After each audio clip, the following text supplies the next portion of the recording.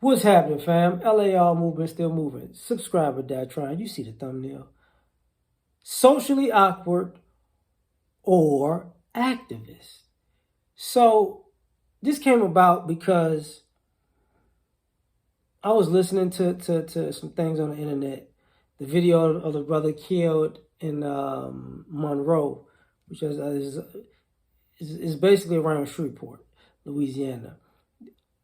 But then I started thinking about, and I started listening to other videos about people and their struggles. And as I'm listening, it dawns on me that I kept wondering why we have all of these struggles. Why do we have all of these struggles popping up? And why is intersectionality so much of a big deal? And I realized at that moment that these people are socially awkward. And they really don't have a real gripe with society. You know, in the sense that in the sense of what they're being an activist for. What it is they're socially awkward, and activism is their way to make their social awkwardness a norm. And what I mean by that is this. People talk about the conservative agenda and the liberal agenda, and people associate the liberal agenda with social justice warriors. And people will associate people on the right as like far right-wing nuts or nut jobs. But they all have something in common. The things that they do and are willing to fight for come off as completely idiotic because the person doesn't look like the norm. They're a little off from the norm, which means they're not necessarily fighting for their rights. They're more so fighting to expand their rights to the socially awkward. You know, men and women should use the same bathroom. That's not a struggle, right? We're going to storm the Capitol because our candidate lost the election. That's actually not a struggle. You know,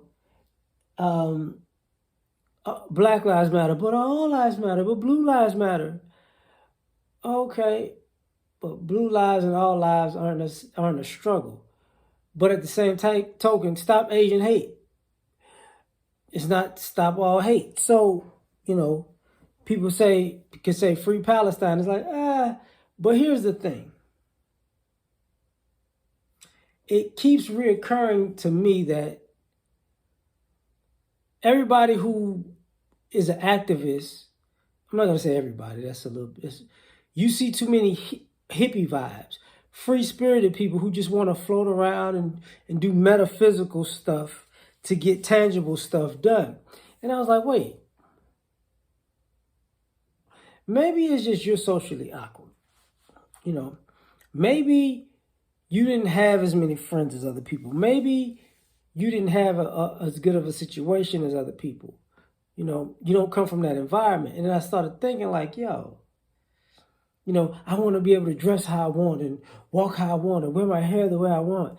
I'm like, I want to be able to express myself in all kinds of different ways and contradict myself. And I'm like, wait,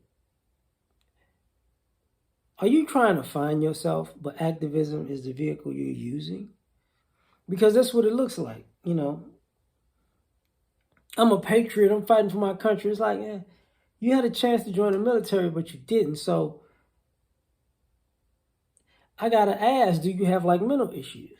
And a lot of people do, whether they're known or unknown. But at the end of the day, what I'm seeing is people who, for the most part, if you look at them, they're more socially awkward than actual activists.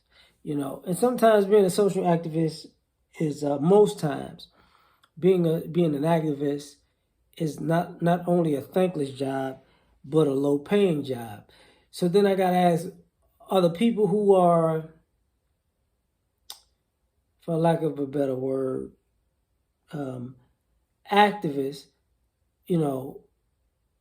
they're just, or rather socially awkward, they're just using, I'm awkward so I could dress like a hobo. I could present myself like a bum. I could present myself as a learned individual who just is a little uncouth and don't have their stuff together. It's this whole lax mentality of image, right? So then I started going, wait. At the end of the day, what can you be an activist for if you can't sit at the table and talk to people in that moment? Or because it looks like you're too awkward to have a conversation. And a lot of people carry themselves too awkward to have a conversation. So I'm a bit mixed on this. But I'm done for now. Like, share, subscribe, or die trying. Peace.